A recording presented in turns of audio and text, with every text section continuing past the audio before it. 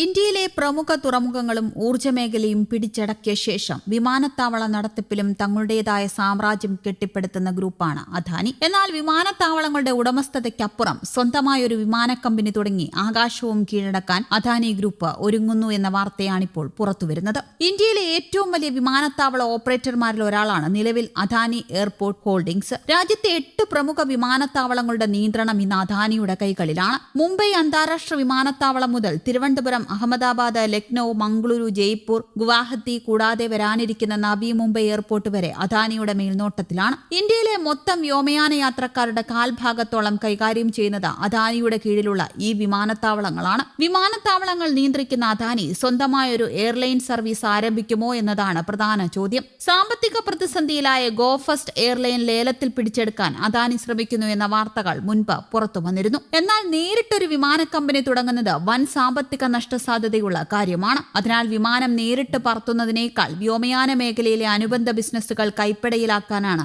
Adani group താൽപര്യപ്പെടുന്നത്. സ്വന്തമായി വിമാനമില്ലെങ്കിലും വിമാന ടിക്കറ്റ് ബുക്കിംഗ്, എയർപോർട്ട് സേവനങ്ങൾ എന്നിവ കോർത്തിണക്കി അദാനി വൺ എന്ന സൂപ്പർ ആപ്പ് അവർ അവതരിപ്പിച്ചു കഴിഞ്ഞു. ഇതുകൂടാതെ വിമാനങ്ങളുടെ അറ്റകുറ്റപ്പണി നടത്തുന്ന MRO സെന്ററുകൾ, എയർപോർട്ട് ലൗഞ്ചുകൾ, റീറ്റെയിൽ ഔട്ട്ലെറ്റുകൾ, കാർഗോ ഹാൻഡ്ലിംഗ് എന്നിവയിലൂടെ വ്യോമയാന രംഗത്തെ ഏറ്റവും ലാഭകരമായ മേഖലകൾ അദാനി ഇതിനോടകം സ്വന്തമാക്കി കഴിഞ്ഞു. തങ്ങളുടെ വിമാനത്താവളങ്ങളിലൂടെ പറന്നുയരുന്ന ഓരോ വിമാനത്തിൽ നിന്നും അദാനി ലാഭം കൊയ്യുന്നുണ്ട്. ഇന്ത്യൻ വ്യോമയാന മേഖലയിൽ ഇൻഡിഗോയും എയർ ഇന്ത്യയും തമ്മിലാണ് പ്രധാന മത്സരം. ഒരു എയർപോർട്ട് ഉടമ തന്നെ വിമാന കമ്പനി കൂടി നടത്തുമ്പോൾ ഉണ്ടാകാൻ സാധ്യതയുള്ള താൽപര്യ വൈരുദ്ധ്യങ്ങൾ വലിയ നിയമ പോരാട്ടങ്ങൾക്ക് വഴിതെളിച്ചേക്കാം. അതുകൊണ്ട് തന്നെ അദാനി നേരിട്ടൊരു വിമാന കമ്പനി തുടങ്ങുന്നതിന് പകരമായി മറ്റ് എയർലൈനുകളിൽ ഓഹരി പങ്കാളിത്തം നേടാനോ അല്ലെങ്കിൽ എയർപോർട്ട് ഇൻഫ്രാസ്ട്രക്ചറിൽ മാത്രം ശ്രദ്ധ കേന്ദ്രീകരിക്കാനോ ആണ് സാധ്യതയെന്ന് സാമ്പത്തിക വിദഗ്ധർ ചൂണ്ടിക്കാണിക്കുന്നു. അദാനിയുടെ വ്യോമയാന മേഖലയിലെ ഏറ്റവും വലിയ ഗെയിം ചേഞ്ചറാണ് നിർമ്മാണത്തിലിരിക്കുന്ന നവി മുംബൈ എയർപോർട്ട്. ഘട്ടം ഘട്ടമായി പൂർത്തിയാകുമ്പോൾ പ്രതിവർഷം 9 കോടിയോളം യാത്രക്കാരെ ഉൾക്കൊള്ളാൻ ശേഷിയുള്ള ഏഷ്യയിലെ തന്നെ വലിയ ഗ്രീൻഫീൽഡ് എയർപോർട്ടുകളിൽ ഒന്നാണിത്. മുംബൈയിലെ നിലവിലെ ഛത്രപതി ശിവാജി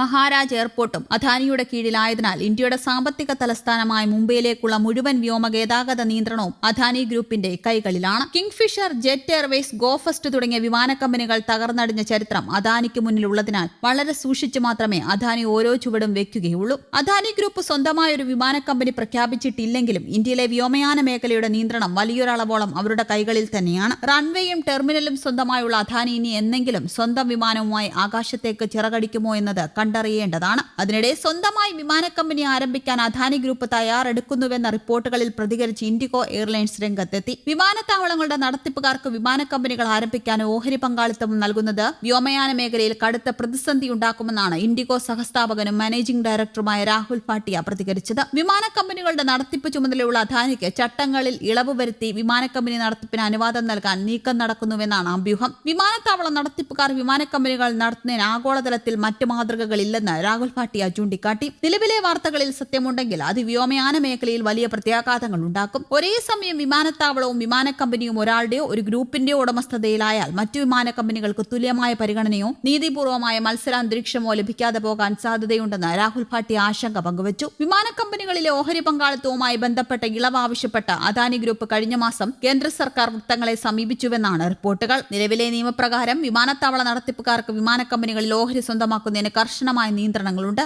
അതേസമയം കേന്ദ്ര വ്യോമയാന മന്ത്രാലയമോ അദാനി ഗ്രൂപ്പോ ഇതുവരെ ഈ വിഷയത്തിൽ ഔദ്യോഗികമായി പ്രതികരിച്ചിട്ടില്ല. News desk, Kerala Kaumudi.